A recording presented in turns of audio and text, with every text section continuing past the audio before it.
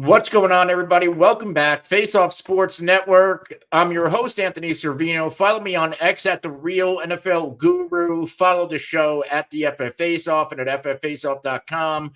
We can be found on all the top social media podcast platforms. Back with me on a Football Friday, Steve D'Angelo at Fantasy Savvy.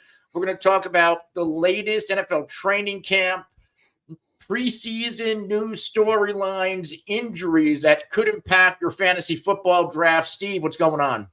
Yeah, what's going on, Ant? Just me and you today, but we'll hold it down with Pete and Mike out. Ready to get into some training camp news. Saw Drake Maye look pretty good last night, so let's get into it.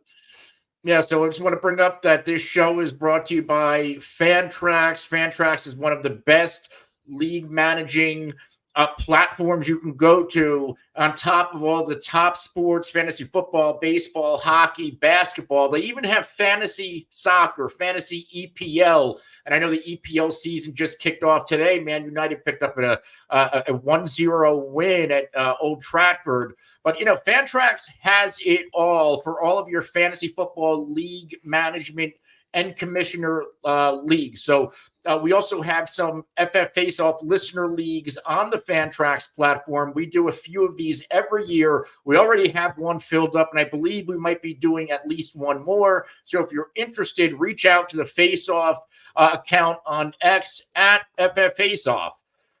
So let's get into some of the news and the talking points today, Steve. We'll start with the Saints, and we were talking about this off air because it's funny, but it's not funny. The things that come out of Dennis Allen's mouth, and yeah, Kendre Miller. I guess we'll just start with Kendre Miller. And Dennis Allen reportedly remains, and they use bearish, the word, on Kendre Miller, who is dealing with the hamstring injury. Remember a few weeks ago, Dennis Allen made remarks like, hey, if this guy can't stay on the field, how is he supposed to play? And it seems like Dennis Allen has not changed his mind on his thoughts on Kendre Miller. Yeah, he said basically nothing changed. And ever since that quote, Kendre Miller just sits in your best ball drafts and your redraft league. He just sits there like a loaf of bread. Nobody wants him because of this one freaking comment. I mean, to be fair, it's also Kendre Miller has not been healthy since he's been in the NFL. It dates back again to his college days at TCU. He missed the national championship game. And it's rolled right into the NFL. He played a little bit last year, then he came back, was hurt again. Dennis Allen's got him on this running behind the second string offensive line at the end of the game, freaking running him into a wall. So I don't know if he really likes Kendre Miller that much. He certainly likes Kamara, but then we hear, Kamara is not in practice again with a back injury, and they asked Allen if it was connected, and he says, as far as I know, it's not. So it's a hot mess with Dennis Allen. This guy, I mean, we just saw Pete Carmichael. He was there for like 15 years, 16 years with that Sean Payton regime. He finally is gone. So now it's Dennis Allen. Maybe he made Carmichael a little bit the scapegoat there, and I think Dennis Allen might be on his way out after this year too. Yeah, so I guess we'll start back with Kendre Miller. You bring up his ADP. He was going, not expensive, but he was going right in the hundreds at one point this offseason. Then the injury and that comment happens. And he's literally free. He's going behind guys like Tyrone Tracy, and Tyrone Tracy's hurt. Yeah. It's getting to the point to comment or not, Kendre Miller has a legitimate path to playing time. Is Dennis Allen really that, what's the word? Is he really that, is he that much of a moron to where we've seen Jamal Williams play last year? Jamal Williams did not look good. If Kendre Miller is the better player, is Dennis Allen really going to keep him off the field? Like you said, he's probably coaching for his job. You bring up Alvin Kamara, unhappy with the contract, now dealing with the back. And Kendre Miller is a very attractive fantasy target that's literally free in a lot of drafts. Yeah, I've been taking him. I mean, I kind of passed on him because early on I was taking him, and then this comment came out, and then I was like, all right, he got hurt again. I'm like, all right, let me let me get away from Kendre Miller. I had a ton of Kendre Miller last year too, and that didn't work out because I do like him a lot as a prospect. I mean, he's a big back. He could take on a punishing, and he's got breakaway speed. So now, yeah, he's falling. You know, you look on underdog drafts, he is just way down the list. He's past Jordan Mason now. So you know, early on he was way up there. So yeah, I've been clicking back on him again, just hoping to, hopefully Dennis Allen comes to his senses. Hopefully Kendre Miller can get back healthy soon and be a contributor for this offense. So we'll just have to wait and see. Real quick, Chris O asked, how do I get in a listener league? What platform? You want to answer that, Ant? What do you DM the FF Face Off Twitter account, and we'll walk you through it. But this listener league is probably going to be held on Fantrax. Like I said, we already filled one Fantrax league up, and we'll definitely fill at least one more up. So if you're interested, hit us up on the X at the FF Face Off. Okay. I guess we don't have to go much more into Kamara, right? Like, or Kendre Miller. Yeah. Let's go to Christian McCaffrey. Now, this is one that I really want to talk about, and it's not so much because of the current McCaffrey injury, right? We know he's dealing with the calf, and the reports are suggesting that if the season started today, the Christian McCaffrey will be out there. At practice, he's working on the side. So why do I want to talk about Christian McCaffrey? Because, I was listening to Sirius XM, I believe last Sunday morning. It was a high stakes show with Dr. Roto. And he had a couple of really good high stakes players on. One comes on and says, hey, with this CMC injury going on, I find myself wanting to take Breece Hall. Not Breece Hall, Bijan Robinson with the first overall pick. He's worried about the McCaffrey age. He's worried about the workload McCaffrey had last year. This is also the second calf injury because McCaffrey suffered one late December last year as well. Could this be a sign where this potentially lingers? And also when it comes to fantasy football drafts, Steve, like, are you willing to take Christian McCaffrey over these other running backs, right? Let's say some people just don't want to start with a running back. That's fine. But if you want to start with the running back, and, you and I play in a lot of leagues, will you mix in one of the, Breece or Bijan over CMC, whether you're picking at one or pick three? And let's say you're there, pick three, CMC's there, Breece is there, Bijan's there. Are you going somewhere else? Are you a little bit alarmed about this calf injury? Yeah, a little bit. I mean, I would right now, based off that news, I would take maybe like a Tyreek or a Bijan or a Breece. Yeah, I would do that. But I mean, in some spots now he's mostly going number one overall in most drafts. But every once in a while, you see him go 2, you see him go 3. Even I've seen him go 4. So he's even getting down to that 4 spot. So if he falls to me, 3rd, 4th spot, I'm clicking on him basically every single time. I understand, he had the calf injuries last year. He has taken on a big workload for sure. And he's had injuries in the past, but ever since he's been in San Francisco, he's kind of shed that injury bug. And, McCaffrey to me is like Henry. These guys are workout freaks. They do everything they possibly can to keep their body in like perfectly top condition, even, more than the average player. They're like elite when it comes to training. So they're saying McCaffrey looks spiry. They're saying if the season was going on today, he'd be playing. So I'm not overly concerned. I think fantasy managers could be panicking a little bit too much on this. And then, like I said, if he falls to the 2, the 3, even the 4, I'm still going to click on him every time. And you don't have a worry about the 49ers offense. And now we talked about it with Hoff and Pete, but could this offense take a step back? Because they were like, borderline historically hyper efficient last year. When you look at what Brock, last in team pass plays per game, and if you see the target shares of the Kittle and Aiyuk, Debo, they were just hyper efficient. Is there any room for a regression here? Does that, again, I'm going to draft 49ers. I have a lot of 49ers exposure, but there is that part of me in the back of my head, like Trent Williams is not there. And Hoff says it. I say it all the time. Trent Williams is the backbone of this. Like everybody talk, obviously the skill position players are sexy and they're fun. This offense without Trent Williams could be, I don't want to say a disaster, but it could take a big step back. He's the anchor of that offensive line. He's a Hall of Fame caliber left tackle. Even at his age, he's probably still a top 2 or 3 left tackle in the NFL. Yeah, but it sounds like the band is all going to be home soon. They'll all be back in camp fairly soon. That's Trent Williams, even Aiyuk. There was, there's a lot of hints now that $30 million they offered him supposedly. So it's just on him to finally accept it. And I think we may have an answer sooner than later on that. So even if McCaffrey's, whether they kind of manage him a little bit more this year, I mean, he blew all the other running backs out the water pretty much anyway. So even if his production goes down a little bit, he's still worthy of the number 1 pick. But again, like I said, right now I'm mixed. I would mix it up a little bit. Like, I don't mind if you want to go Tyreek or Brees or Bijan. I don't hate that. But in drafts where he's going to fall 2, 3, 4, I'm still going to click on it. Who is your preferred pivot off of CMC, Brees or Bijan Robinson? I mean, you see my hat. I'm a Jets fan, miserable ass Jets fan. So I will say Brees. But I mean, Bijan's right there. I mean, it's very, very close.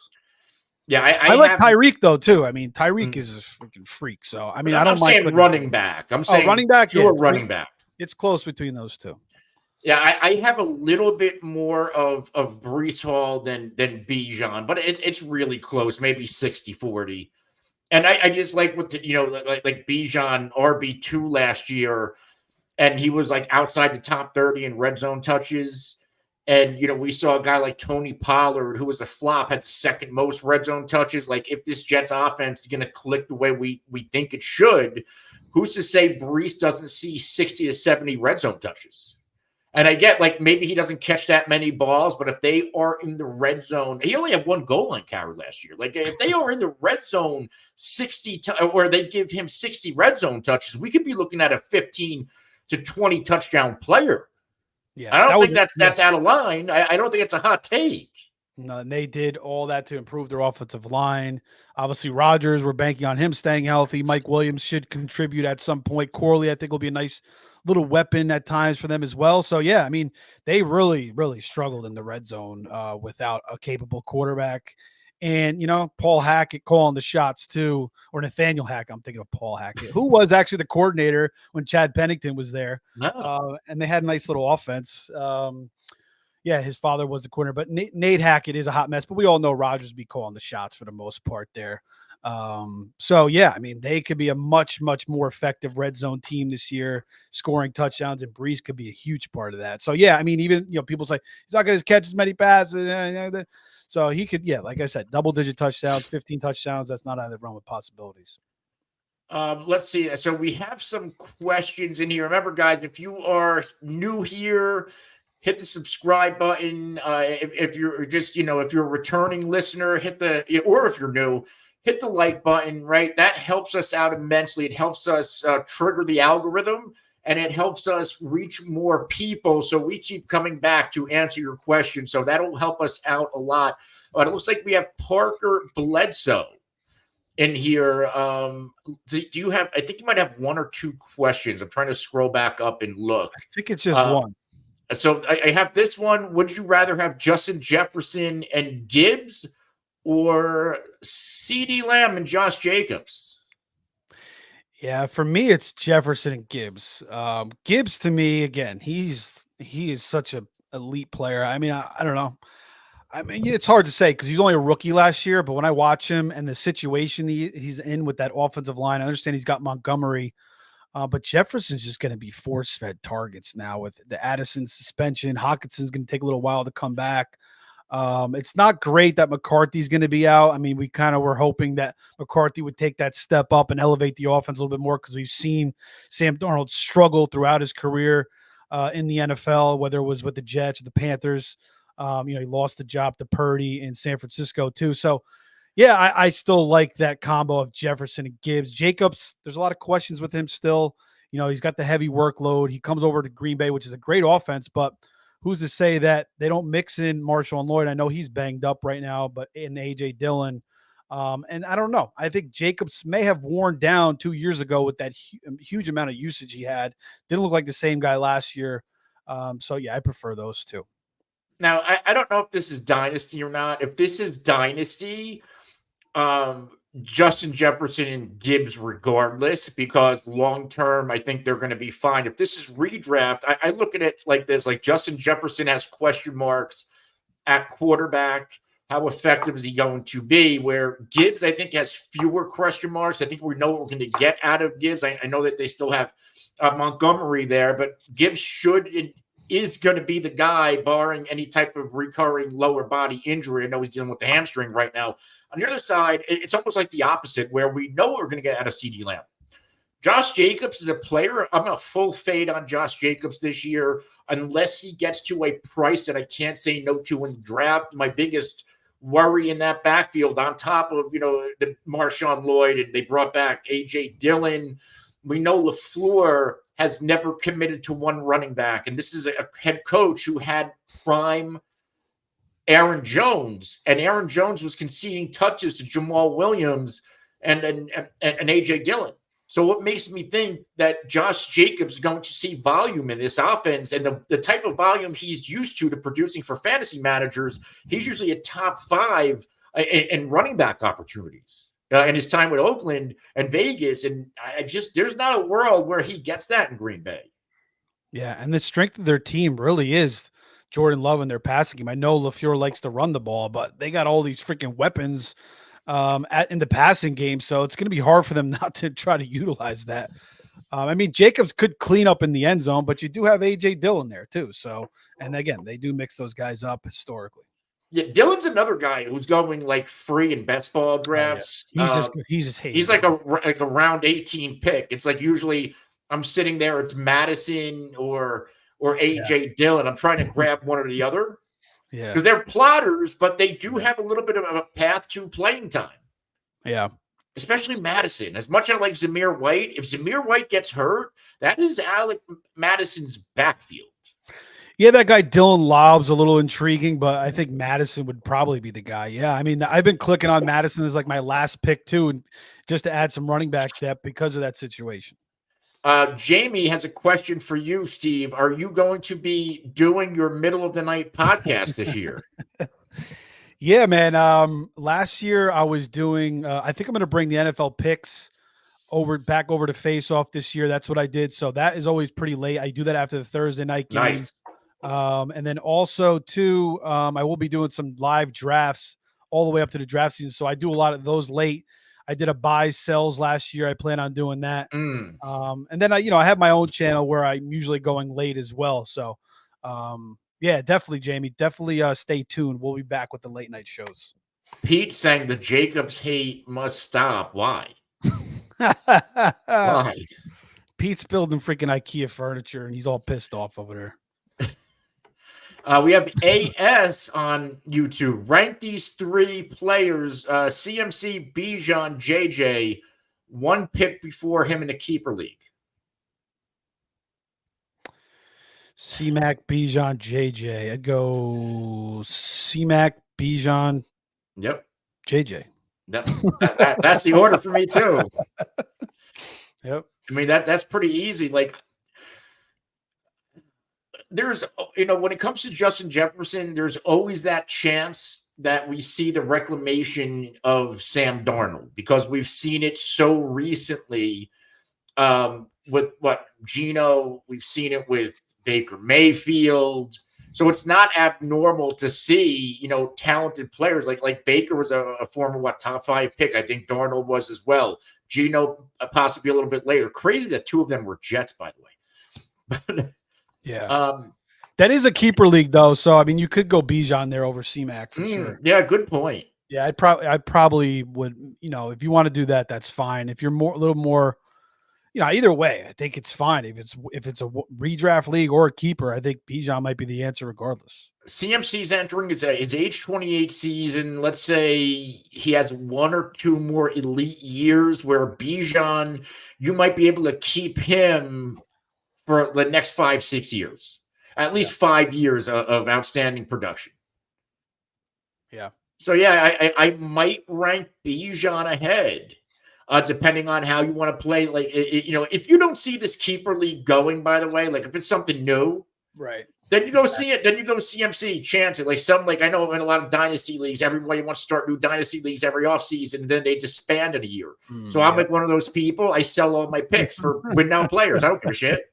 But then it's like a pyramid scheme. Yeah. Just fucking get in while it's hot and fucking get out. But if this is something that you've been in for a while, you know it's going to stick, then I probably go Bijan first. So in this situation, it's good to know your league mates and your league. Yeah. Yep. But again, on Justin Jefferson, it's like possibly the number one receiver in the NFL, number one football receiver in the NFL, right? Non-fantasy. But like in fantasy, quarterback will matter. We've seen really good, talented receivers like DJ Moore, Garrett Wilson, Drake London, Terry McLaurin struggle because of bad quarterback play or a bad system. Right. And I like Kevin O'Connell and the system in the McVay tree. But this is if Sam Darnold doesn't work, I don't know what they just signed something today. I don't even know his name. And it's somebody I should know his name, but it's like they just signed another body. We're going to be dealing with bodies. Nick Mullins, bodies. Is Nick Mullins still there? I don't know. Maybe Dobbs. I know they got Jaron Hall, but he sucks. But what? Okay, so and then we think about next year. You have JJ McCarthy coming back. It's essentially his rookie year all over again. Plus, he's coming off the knee. So we could be potentially looking at two un-Justin Jefferson-like seasons ahead. I mean, and I know Jefferson had a nice run down the stretch last year. They were against really bad secondaries he popped against. Think about Jamar Chase. His numbers significantly declined without Joe Burrow. Mm-hmm. So that's why I think myself and even Steve were putting him last of these three players. Yeah, Mullins is still there, and maybe they brought in Matt Corral, the old Mississippi quarterback. Oh, yeah, Matt Corral. Corral, yeah, he's terrible. Coral. Yeah. Might as well bring in Matt Castle. Matt Castle. Shit. So yeah, unless we have any other questions, we will move on. So, okay, Justin Herbert. So this is going to be a fun one because Justin Herbert, I was a little bit worried that he was still in his walking boot. We were talking about this on Monday and Wednesday on the show. Apparently now he has finally shed the boot, which is exactly what we need. He's 26. He's coming off of an injury last year. He's already a little bit banged up with a lower body injury. But this is a good sign for Justin Herbert. Maybe the Chargers were playing a little bit cautious with Justin Herbert because, this is a team that can't afford to lose Justin Herbert because I project this offense to be mid with Justin Herbert this year. And there's going to be some growing pains with Harbaugh and with Greg Roman. But I do think there's some fantasy upside in it because Justin Herbert's cheap. It's possibly the cheapest we will ever see Justin Herbert. These receivers, Palmer, 10th round pick. Ladd McConkey, right around, I think, 8th round in a lot of formats, maybe 7th. Both of them have a high PPR floor. I particularly side with Ladd McConkey. I think he's going to be the breakout receiver of this group. I think they're going to have to throw more. Even though the idea behind the Harbaugh and Roman philosophy, play defense, run the football, that defense isn't good. That's a work in progress. So they're going to have to throw more than people think. The running backs, both of these running backs, whether it's Gus or Dobbins, they are dirt cheap. So, Hayden Hurst probably not even going to be drafted. A lot of fantasy value here that you can get. So good sign for Justin Herbert, especially if you're like me. I have a ton of Ladd McConkey. Yeah, that was the plan. They wanted to see if he could shed the walking boot after 2 weeks, and he did just that. So all signs are pointing to a nice progression. And yeah, their defense a little bit banged up. Joe Bosa is still a little bit injured. We'll see how quick he can get back. Their defense has talent, but is Harbaugh going to be able to turn this defense around in 1 year? So it can't get much worse than it got last year for Herbert. He missed games. His numbers were way down. Their offense was a mess. So, Palmer's a nice value there. I still like getting McConkey regardless. I've been targeting McConkey a lot. And Quentin Johnson, he's another guy that just sits there at the end of the drafts. Nobody wants him. He's totally been shit on. DJ Chark is getting drafted ahead of him in some cases. And I don't mind clicking on Quentin Johnson sometimes either. I mean, I've kind of given up on DJ Chark. You know me. I've chased him like the past couple seasons, kind of get those glory years whenever Minshew or Blake Bortles was tossing him the ball back in Jacksonville like 5-6 years ago. And he had like that 1,200-yard season or whatever, 8-9 touchdowns, whatever it was. But he hasn't been the same. So I think Quentin Johnson should be drafted still. Just take a chance on him. He's still a first-round talent. I mean, we only know so much. He could still, be something in the NFL, although all signs are pointing to it not being very pretty. But he's going for dirt cheap shit. So I don't mind clicking on him. But yeah, good. What is that? I don't know. Oh, that was my computer. My bad. Oh. So yeah, he's some ad popped up. So he's fine, man. I think he'll be okay to start the year, and signs are pointing up. So I feel better about my lad shares. But I am a little bit on Josh Palmer too. I think he does. He's more of a value 3 rounds later. I think I may start grabbing a little bit more of him. I don't know. I know Pete likes Josh Palmer. Yeah, he likes the value. I don't mind it. But he's had his opportunity. So I get, if you're drafting Palmer for his high floor, fine. If you think there's ceiling built in there, I don't see it. Yeah. He's had his opportunities. It's not like Mike Williams and Keenan Allen had clear bill of health in the past 2 years. They've been out a lot. Yeah. So where you take them, like 10th, 11th round, it's Lockett, Mike Williams, he's got his own issues. Cook's got his own issues. Shahid's hurt today. Jerry Judy's not a bad one either. Shakir's going in there around them, no? Shakir is going. Yeah. Shakir is going a little bit earlier than that, isn't he? I thought he was going around those other guys. And I'll look now, but I usually see like Shahid or Shakir, and that's where I'm going over Josh Palmer. Yeah, I mean, if Shakir's, I have a million shares of Shakir, but I think he's going more like 9th round. Like with Addison, Dobbs, he's bumping up. Shakir's been bumping up. People are starting to catch on to him. I think the value was with him earlier in the season, but more and more as more podcasts are coming out, as more people are coming into the fantasy, radar, as their drafts get close, more and more people are waking up to Shakir. So he's moving up. Yeah. See, I have I'm looking at the NFC RotoWire online, like the last 3 days. Looking at he's going 9th round, 106. I'm looking at August FFPC Fantasy Pros. I see Shakir at 119, Palmer at 123. Okay, so closer. And I like Shakir more. I don't think it's close. Oh yeah, that for me, if they're going in the same round, Shakir all day.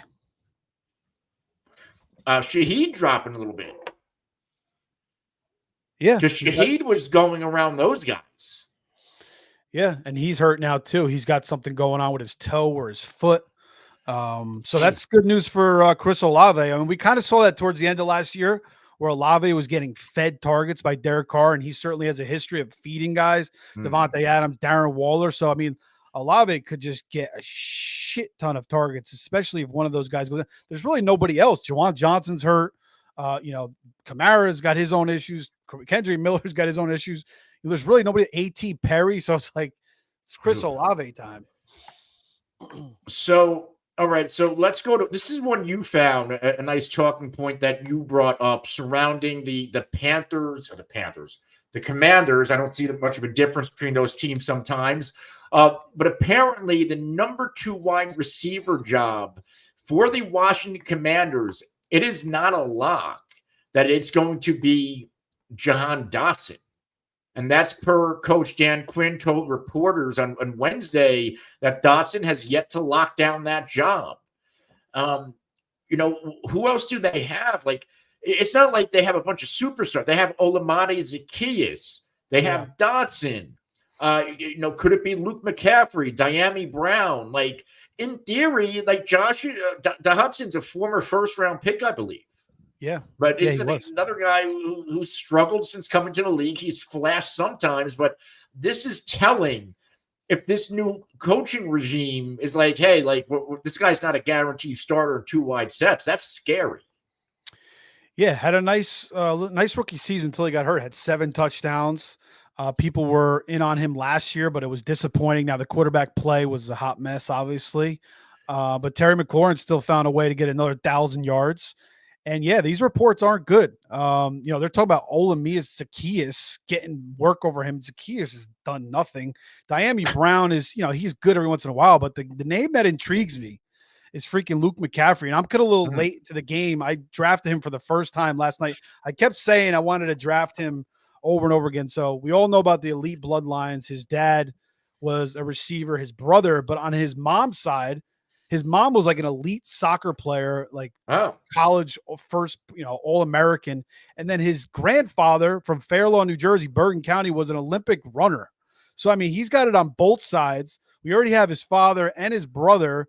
And Luke McCaffrey was a converted quarterback. He played quarterback at Nebraska. He started playing receiver when he went over to Rice, and 13 touchdowns last year, I think, at Rice. And to me, I think he's got a chance to be the number 2 guy here. So I think he's a deep sleeper right now. He's not being drafted in a lot of spots. You click on him like last pick of your draft, or, second, if you're taking a kicker, defense, last, whatever, just that last reserve spot. I like Luke McCaffrey right now as a deep sleeper. I've been taking a little, and there is no like rhyme or reason otherwise. It is because of the bloodline is why I have any Luke McCaffrey at all. Yeah. Obviously, there's also a path to playing time, and this was before this report came out. But like outside of Dotson, let's say he did or does win the wide receiver 2 spot. Is Diami Brown really moving the needle? Is Zaccheaus really moving the needle? I mean, Zaccheaus was in Philly last year. Harder to get on the field. He spent a lot of time in Atlanta, and there was room to get on the field, and he was on the field, and he really didn't get the job done. Right, exactly. So, like, is it? I don't know. Like, I think when it's all said and done, this should be Dotson's job to lose. He hasn't been great, but he hasn't been, like, terrible. Like, I think it's more of a product of the situation. Than anything else. He puts up over 518 yards in the past 2 seasons. You bring up that rookie year. He only played in 12 games, but he was a really nice player. 14.9 yards a catch, 7 touchdowns, 35 to 61 targets. I don't even remember who the quarterback was. But, like, that was something to build on. Then he gets hurt. The Heineke? Yeah, you're right. Yeah. And last year, I don't even know what happened to this guy. Just fell off completely. Yeah, I mean, he's 24 years old, 3rd year, 5'9", 180 pounds. So a little undersized, a smaller guy, but he's a speedster. He's going in the 12th round. But all these reports kind of scare me off now. I mean, the coaching staff, he sounds unsure of himself.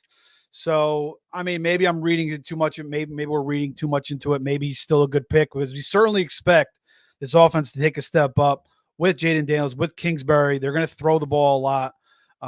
So, I mean, this number 2 job could be a nice fantasy asset.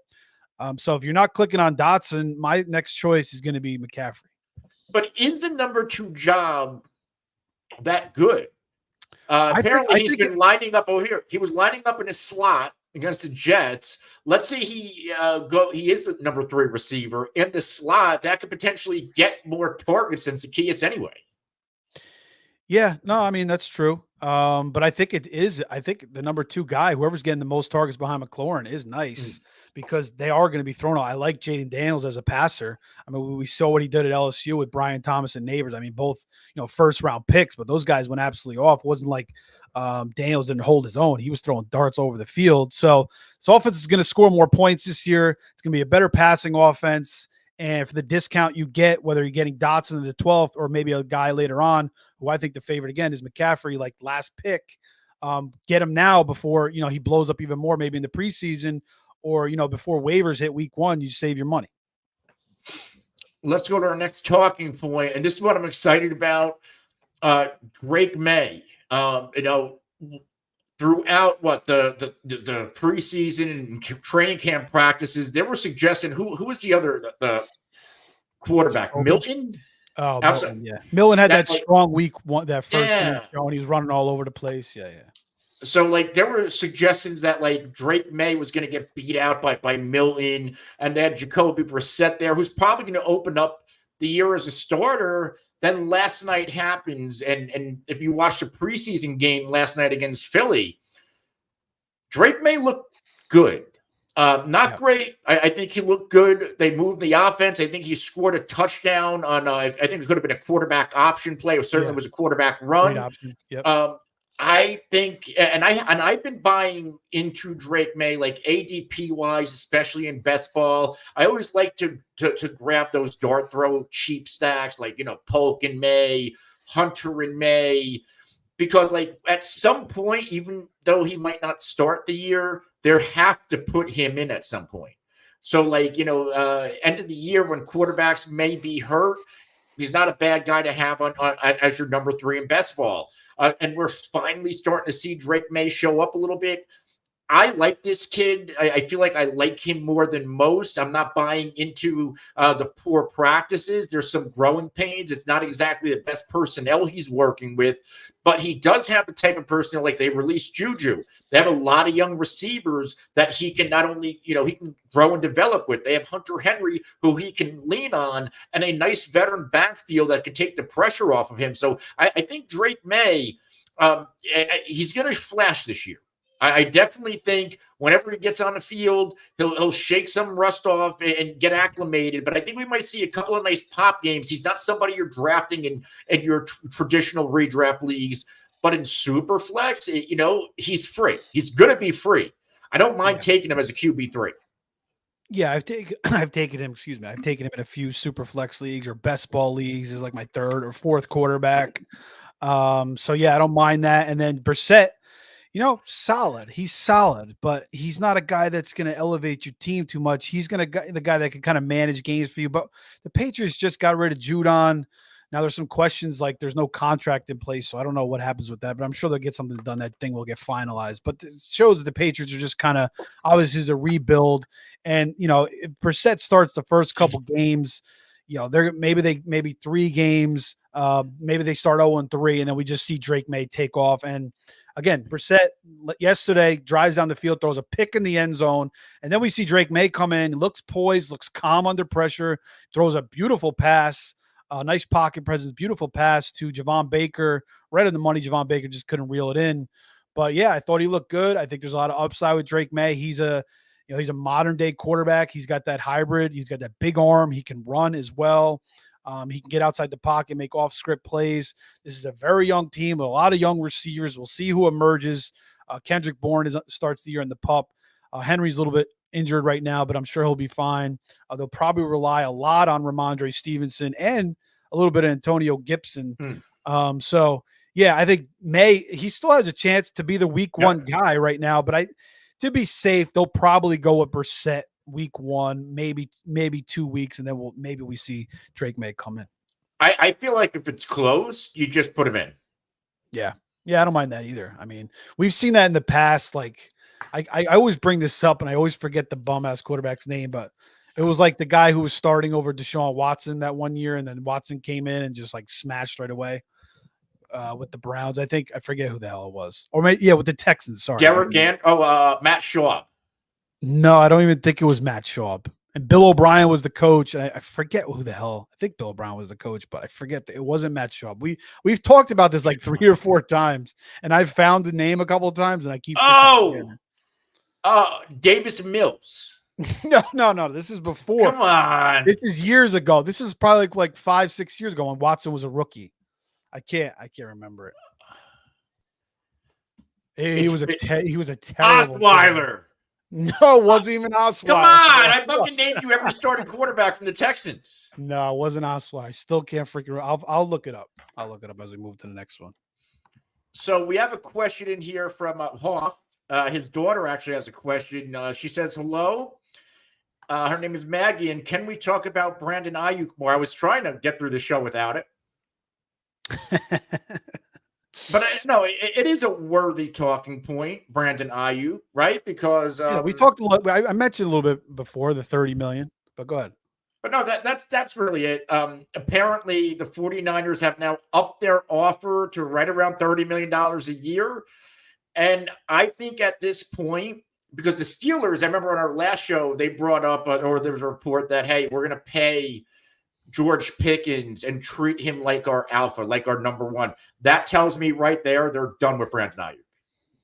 They're not saying that they're going to pay George Pickens as their number one if they were going to trade for Aiyuk and pay him. So right now, I think the ball is now in Brandon Aiyuk's court. I no longer think whatsoever he's getting traded. In fact, if he doesn't sign this contract, he might sit out. I see a holdout more than I see a trade at this point. Yeah, I think Aiyuk's going to stay in San Francisco as well. 30 million, that's a generous offer for him now to go to Pittsburgh. I mean, it just doesn't seem likely. It just seems like they're going to, finish the details out. We're going to see Brandon Aiyuk staying in San Francisco, and that's kind of what Hoff called all along. So let's see if that finishes through here. I mean, I think that's a generous offer for Brandon Aiyuk, right? Like, I like Aiyuk. Oh, yeah. I don't, when you look at these receiver contracts getting distributed, we see Justin Jefferson money, and then we saw Jalen Waddle money. We saw Devonta Smith money, and I think Brandon Aiyuk is closer to Jalen Waddle and and Devonta Smith money than he is to Justin Jefferson money. But now it looks like the 49ers are trying to meet him in the middle, and I think Brandon Aiyuk should take the damn deal and keep his mouth shut. Yeah. I think he will. Tom Savage was the quarterback, by the way. There we go. Tom Savage. He He started one game. He was absolutely horrific, and then Watson took over. But, I mean, Brissett's more capable than Tom Savage. I mean, that was a joke. Yeah. But I don't know. What do you think here before we get off of Aiyuk, just to finish this off? I did not think he was getting 30 from San Francisco. Yeah, I think it's, I think this is kind of what both parties wanted all along. They were kind of playing chicken with each other. And, they realized they didn't want to totally run into each other going 100 miles an hour. So I think this is going to be the final stepping point here. And we're going to see Aiyuk back in 49ers uniform. Do you think he's worth all that money? For the 49ers, I think the 49ers can get away with not paying Aiyuk and still be a highly successful team. But, I mean, when I look at Aiyuk's skill set, I think he's one of the better route runners in the league. He's put up really good numbers, like 1,300 yards with all those other guys combined around him. I mean, so if you put him in like Minnesota with Kirk Cousins and you swapped him with Justin Jefferson, I don't think he'd be as good as Jefferson, but he would put up monster numbers there too. See, number one, I don't know if I believe that because I haven't seen it. I've said this before. Brandon Aiyuk has been a very, very good football player surrounded by all pros everywhere. Yeah. I'm just going by when I watch him like run routes and stuff and comparing the two players. Like he's definitely one of the better route runners in the league. He's not Jefferson, but he's up there. I just don't know who he is getting that target share, getting that coverage. Like, all right, here's an example. If you put him with the New York Jets and switch him with Garrett Wilson, I think Garrett Wilson in San Francisco is a 1,500-yard receiver. Because Aiyuk had 13 last year, I think he goes for 1,500 and a couple more touchdowns. And I don't think Brandon Aiyuk cracks 1,000 yards with the New York Jets. Like we've seen Garrett Wilson with 3 guys draped on him somehow catch the damn football. Yeah, I mean, I like Garrett Wilson more. Again, I'm a Jets fan. I'm a homer. I'm not. Yeah, I know. I know, but I still think it's close. Like they're a little bit different. And Wilson's kind of a more like a yak guy, break tackles, a little bit more aggressive type of guy where Aiyuk's a little bit more finesse. But yeah, I can see that. But that, it's hypothetical. But I still think he's a very high quality receiver. I do think he deserves the money. I mean, this is sports talk, so we have to play the hypothetical game sometimes. Yeah. But it's interesting. Like, this is an interesting conversation. It's like you say, oh, well, You think the 49ers would be fine without Aiyuk? I don't know if the 49ers think they'll be fine with that Aiyuk because they're trying to up their offer. I think that takes all the leverage they had. I think that gives Aiyuk more leverage. Well, I think that they are in a Super Bowl window and they want to get everything, nice and dandy for this run. And Ayuk's a big part of that. And they don't want to mess anything up. I mean, you don't want to downgrade. I mean, for the future, I think they'd be fine because of this system. For this year, I think Aiyuk gives them obviously the best chance to win a Super Bowl. So I think they just want to get that done. And Shanahan's been close so many damn times, and he doesn't want to mess around. So they both kind of have leverage, I think, in certain ways. Yeah, I agree. Huff said he personally does not think Aiyuk is worth $30 million, but for the Super Bowl window getting smaller and salary cap concerns, they were back into a corner. I mean, I get it. You got to go get it now. I think that Super Bowl window is closing after 2025. I think that window closes when CMC takes a step back. Yeah. Because that means Kittle's another year older, Debo's another year older. Maybe Pearsall. I think you get it done with Aiyuk, and hopefully Pearsall hits because that's probably going to be your future. Yeah, I don't know what they're looking at. Plus, they got to keep those defensive pieces in place as well. So I don't really know their cap situation and all that, and how they're going to piece it all together. But they certainly have a nice formula and a nice base, regardless. So it'll be good for a while. A couple more things to get through, right? We have time. So the Cowboys, I'm kind of, as a Cowboys fan, it's getting old talking about all this, but apparently Dak Prescott has told the press, has told the media, this is to quote, good conversations are going on when it comes to the possibility of getting a contract extension with the Dallas Cowboys. I mean, this should have been done a long time ago. CeeDee Lamb should have been done a long time ago. At least Dak is there, right? Like Dak is at least, Dak's doing that. He's going to be there. Like that's the type of guy Dak Prescott is.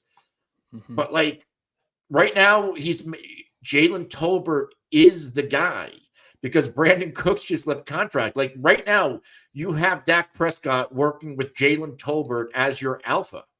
I like Tolbert. He's an alpha. Yeah, he's getting a lot of work, that's for sure. And he's like the only guy on the field. And, a bunch of other guys, half of them I don't even heard of. Jalen Brooks. We know Turpin, Tyron, Billy John. Ryan Flournoy. So, yeah, they're going to bring in CD at some point. Dak is very confident things will get done with him. So both these guys will be there. And the Cowboys will be back. Jerry will be talking about it. And, it'll be happy in Dallas once again. And they'll be rearing to go. Coming into this season. But it's good news for Tolbert that he's getting all this work with the first team offense with Dak. And he's another guy that I like clicking on late. And he's becoming more and more popular as we get further closer and closer to the NFL season. Yeah, you got to get, if you're Dallas, like you have to get Dak done. You have to get CD done. Now, the issue here is like you already have no choice. They have absolutely no choice. But like from a salary cap perspective, right? Like a couple of years ago, they made Zach Martin the highest paid guy at his position. Trevon Diggs, one of the highest paid corners. Dak, when he signs, going to be the highest paid quarterback. CD wants to be one of the highest paid receivers. Micah Parsons wants to be the highest paid. Like, how many highest pays can you have? Yeah, they got to figure it out somehow. They got to get it done. So I don't know. I know Jerry doesn't like to spend money that much either. I heard that he only pays those Dallas Cowboys cheerleaders $100 a game or some shit. So really? Yeah, I was listening to the podcast with Alan with RotoWire. He was doing a draft, and he was talking about that. It made me laugh. That was funny. They probably do it to further their career, shit like that. So the Cowboys are just like, we'll give you $100 a game, and that's it. You get all this exposure. In 2024. So, but that was on that documentary that came out. That was a little while ago. So maybe they pay him a little bit more. I don't know. I think Jerry's going nuts. He's worried about inflation. His taxes are going up. Things But going yeah, up. I mean, at least we know fantasy-wise, Dak's going to be there. Now, at what point, Steve, do we or are we worried about CD? Are we worried about, we just had the conversation about CMC and the calf.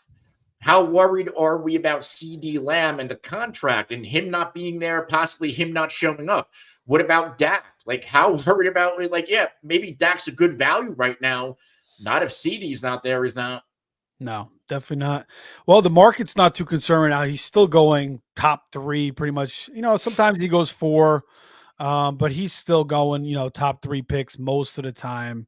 And I'm not worried right now. Now, is there a chance he holds out a week or two? I mean, there's a world where that happens, but even if he sits out a week or two and you get him top 3, it's not going to kill you anyway. I mean, his numbers are absolutely bonkers. There's really nobody else there that's going to, take away from him as that alpha or even a secondary guy. I mean, Cooks is getting older.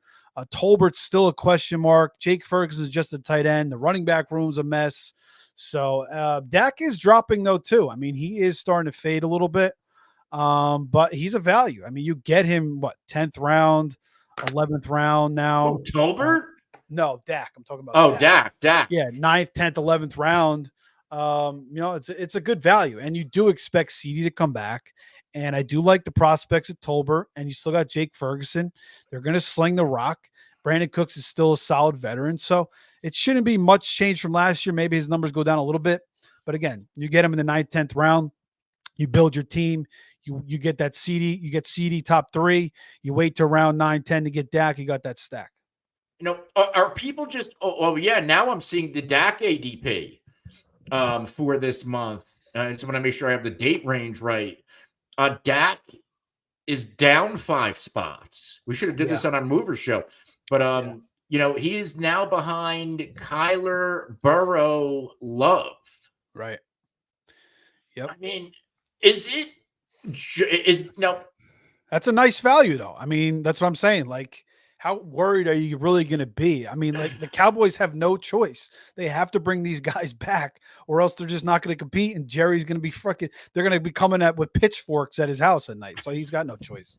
But like, is it because they're the Cowboys that people are like, because like, no matter what, I listen to national radio, Coward, Nick Wright, no matter, and this is Cowboys. They're going to be bad. And Dak. Jamar Chase is not at practice either. But nobody's talking about the Bengals. Nobody's talking about Burrow. His ADP is up 3.4 spots. Mm-hmm. Granted, they have T. Higgins there, but it's like, I don't know. Are we overreacting because it is Dallas and all the attention they're getting? Because Burrow's in the same situation, and we're seeing people now buy into Burrow, and Burrow has injury concerns. Yeah.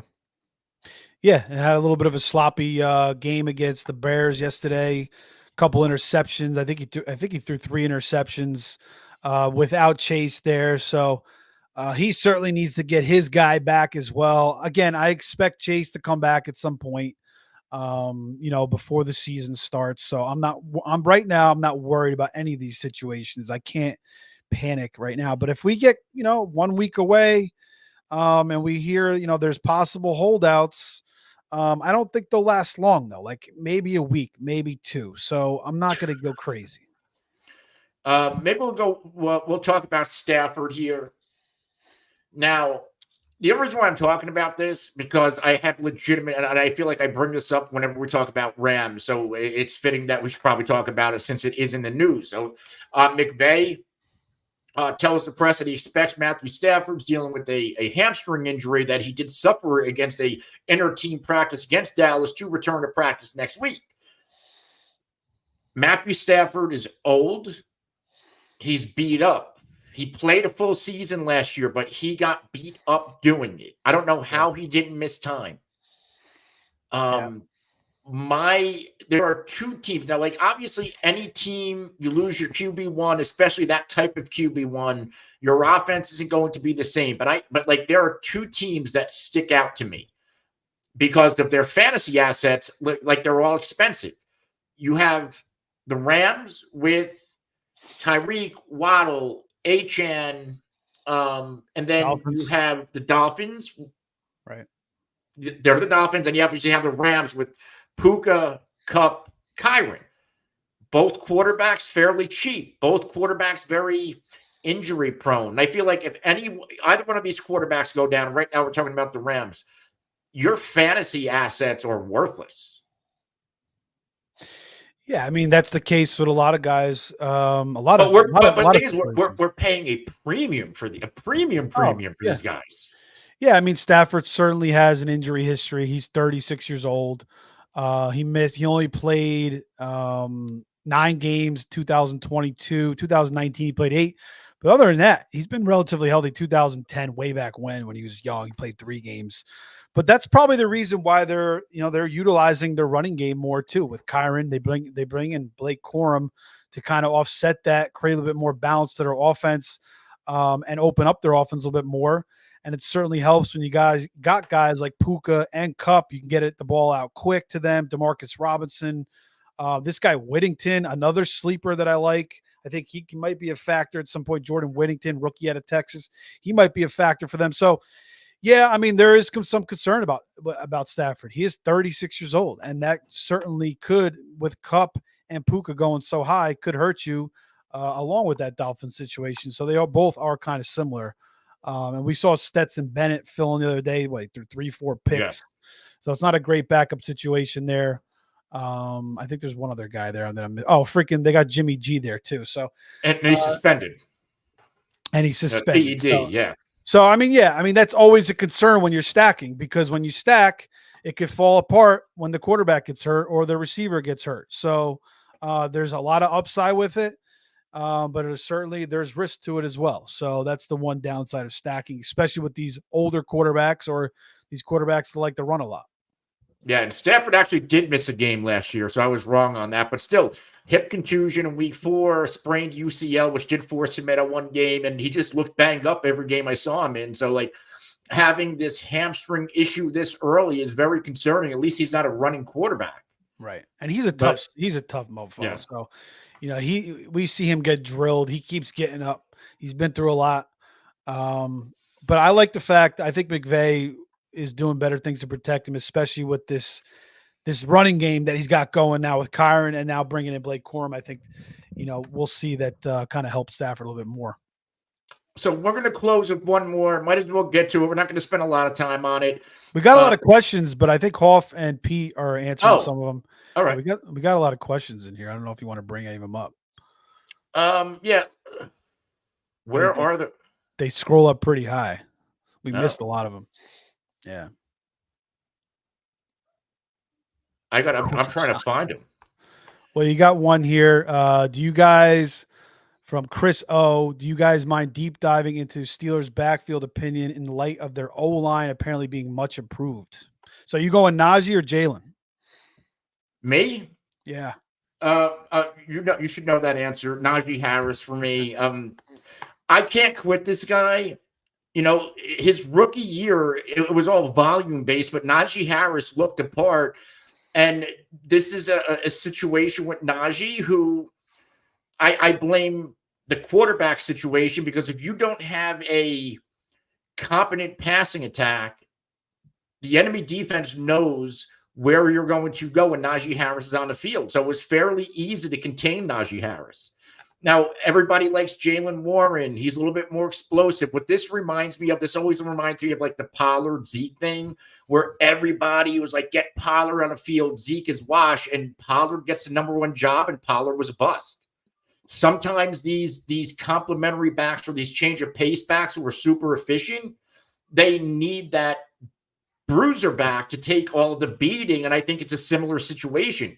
But in fantasy, I will still take Najee Harris. I think, I got to pull up the numbers, but Najee Harris was the better running back last year between the two. Yeah, he was the better running back. I mean, Jalen Warren came in at times, and he definitely looked like the better runner at times, but Najee finished the season pretty strong. I mean 13, 24, 24. Career high 4.1 yards per carry. 8 touchdowns. So he's not like, and he's a 10 touchdown guy for the first 2 years, over 1,000 yards. He was still very solid. Yeah. Conceding touches. 12 and a shit offense, and their offensive line is improved this year. So I go ahead. I would say 4th in breakaway runs, 12th in evaded tackles, 3rd in yards created. He's a good running back. He was 12th amongst running backs in average defenders in the box. He faced 7 defenders in the box. People are blaming Najee Harris for something that is not in Najee Harris's control. Yeah, if you want to go, if you want to start your draft with 4 wide receivers, maybe grab a quarterback or tight end, you can get Aaron Jones and Najee as your first 2 running backs. I feel pretty good with that. It's not ideal. It's not something you want to do all the time or maybe in one league, but Aaron Jones and Najee is nice. And I do like Najee more this year. He shed weight. He's in a contract year. The offense is going to finally be able to move the ball down the field more often and more consistently. So I think 7th round, where we used to pay 3rd round for Najee, 4th round for Najee. So he's much cheaper this year. I think he's a very nice value, and Warren's going around the same time. So if I miss out on Najee, I don't mind clicking on Warren, but it's going to be Najee for me over him. These guys were literally neck to neck. Harris RB23, Warren RB22, Najee RB30 in points per game, Warren RB29. Obviously, Warren was more efficient, but again, I bring up that Tony Pollard Zeke scenario where Najee's taking the beating. Average defenders in the box for Jaylen Warren, 6.7, 46. So, one less roughly in a box. I don't know. I just think if this offense opens up and the offensive line improves, we're going to see a more efficient version of Najee Harris. Yeah. Najee dominated the 2 in red zone touches. He had the 8th most. He had 47, including 5 on the goal line. They give it to him in the money zone. This offense improves, Najee's going to improve, and I think he's going to, I think he's a top 15 back this year. I don't see that for Warren. Yeah, I do prefer Najee as well. All right.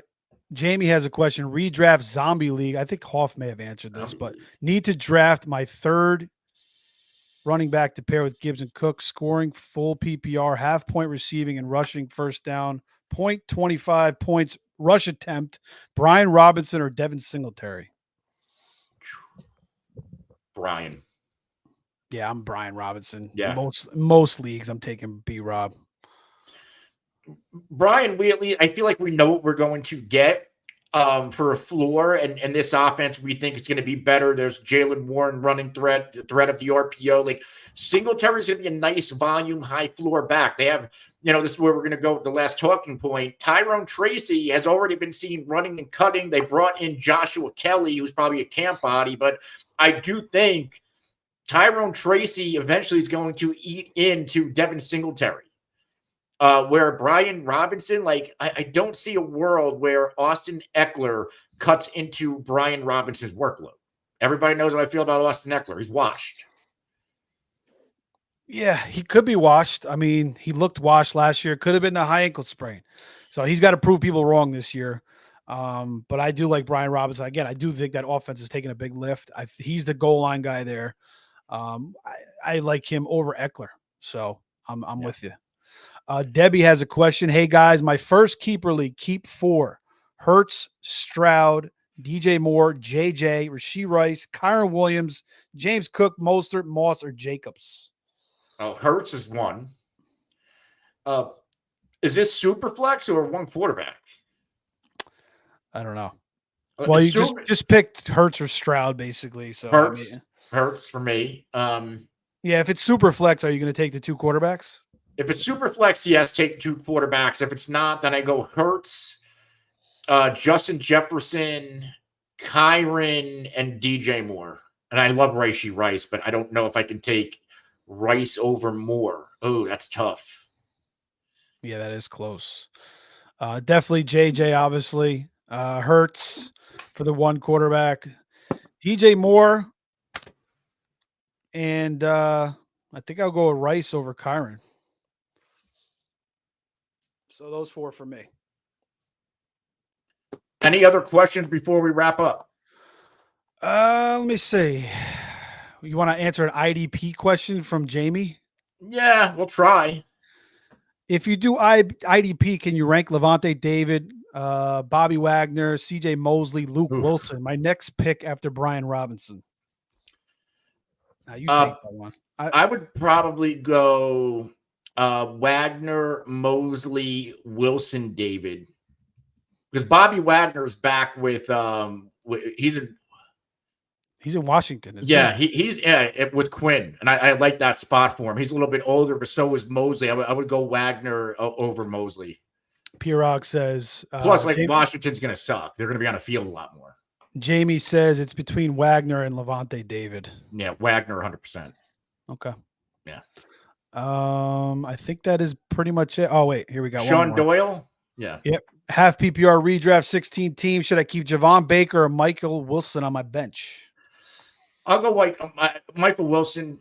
Polk's getting all the hype. They still have Pop Douglas there. Where Michael Wilson, we already know he's the number 2 wide receiver. He started flashing a little bit down the stretch for Arizona. I think Arizona is going to be a really good offense as long as Kyler stays healthy.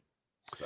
Yeah, I like Michael Wilson, and I like that offense as well. So that's my guy too. Javon Baker. I mean, he's in a room with a bunch of young receivers. He's got to beat out. Didn't help that he seems like he's getting open. He's got to start catching the ball a bit more. But yeah, Michael Wilson. This is good. Before we wrap up, he asked Chris O asked Microsoft Copilot to rank the top 100 half PPR. It dropped Eckler in the 5th position. I mean, that's the problem. Like I messed with AI before. I'm like, oh, give me sleepers. They're like, I think it was I forgot the player, but it's like this guy's not even on this team anymore. We should have a draft, a fantasy league, humans versus the robots, and see who wins. AI is a year behind. I think they're more than that. But they're going to get smarter and smarter as these people change things up. So could get scary. They could turn it to the Terminator and put us all out of business. I like AI. I use it for work, but not for this type of work. I use it for SEO, not fantasy football takes.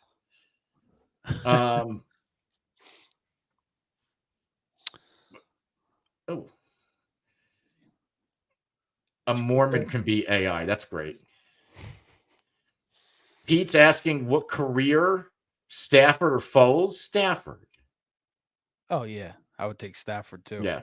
Not even close. I thought when I read that question, I thought he was talking about Sam Bradford. I was like, what? Oh, yeah. No, he means Bradford, I think. Oh, is it Stafford or Bradford? I think he means Bradford. Oh, okay. Yeah, I'd rather have Nick Foles then, obviously, over Bradford. Really? Yeah, you got the ring. Why not? But he got the money. Sam got the money. Yeah, but you're also called Beast, the big guy. So, I'll take that as well. All right.